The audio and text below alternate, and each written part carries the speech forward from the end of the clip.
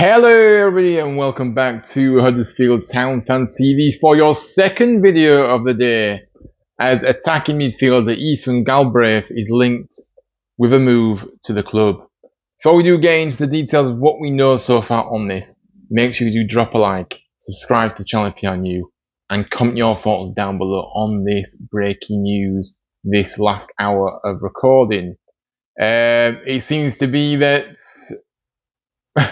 when I was crying out for news earlier on in the first video I did, if you've seen it, I've got my wish and we've got some more transfer news. So yes, so Lane Orient creative midfielder Ethan Galbraith has been linked with a move to the club after Alan Nixon has reported this morning that we are set to make a £2.5 million bid for the midfielder after Charlton had a £1.3 million bid rejected a few days ago.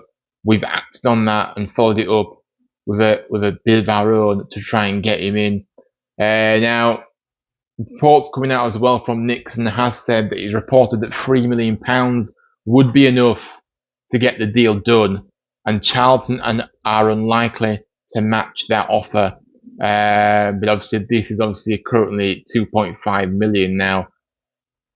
I don't know if we would have to kind of maybe add some in some add-ons on that as well to try and get him over the line, because otherwise I don't think we're going to get him out.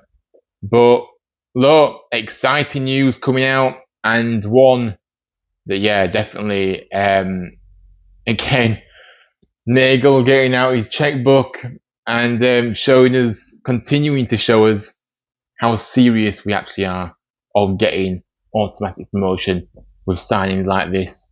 Now, let's have a look at his numbers for Orient last season. Obviously, Orient, as we know, did very well to get all the way into the playoffs, of course, and get to the final, only to lose at the final hurdle. But yeah, obviously, it was this guy is obviously going to be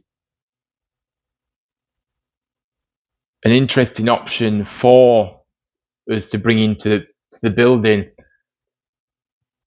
And just as I do that, the lighting has gone off. I always do that. I always forget my ring light is gonna so yeah, let me just look.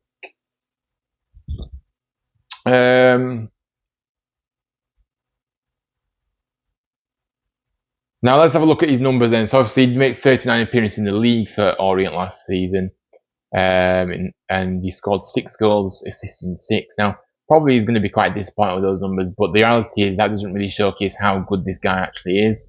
You know, he was involved in a lot of the goals, that they scored, and he was actually always involved. You know, don't think those numbers reflect how good he is as a player, in my opinion.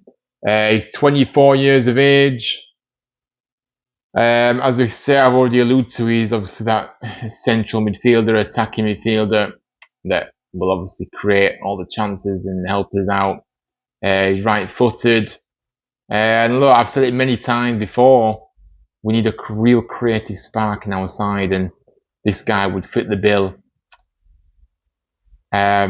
I just think, this signing, if we make it happen, would be incredible. It would be another massive statement, and this dream will continue to dream on, because I just can't believe how well we are doing in this window, and how productive, and how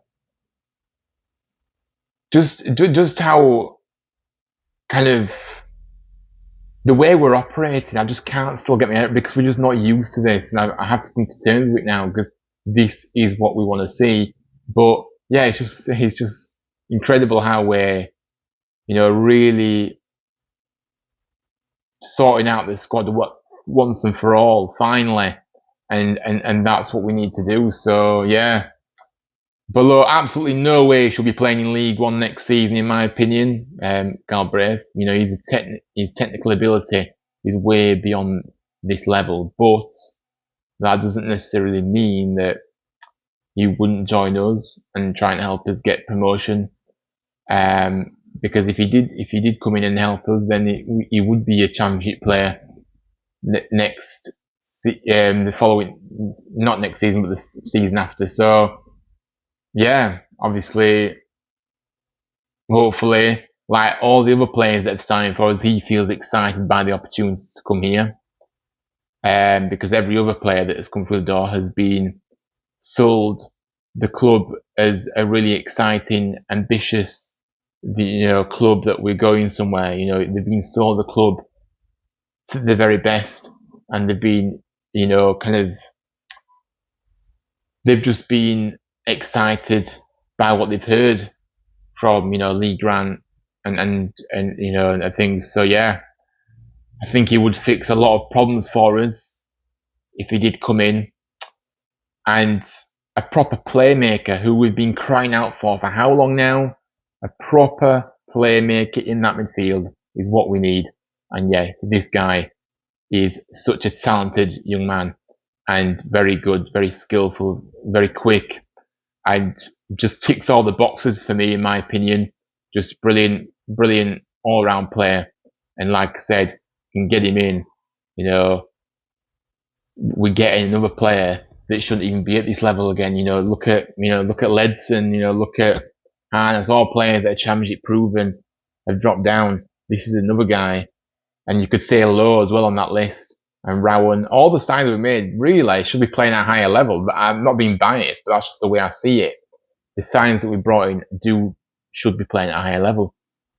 But yeah, obviously they want to help us get to that higher level, so that's why they've come here. But hopefully Galbraith will do the same. But obviously it is about how much money Leyton Orient actually won, and if we are to believe the reports that they would accept a £3 million offer for him, then that would be enough to prize him away from Orient and to us.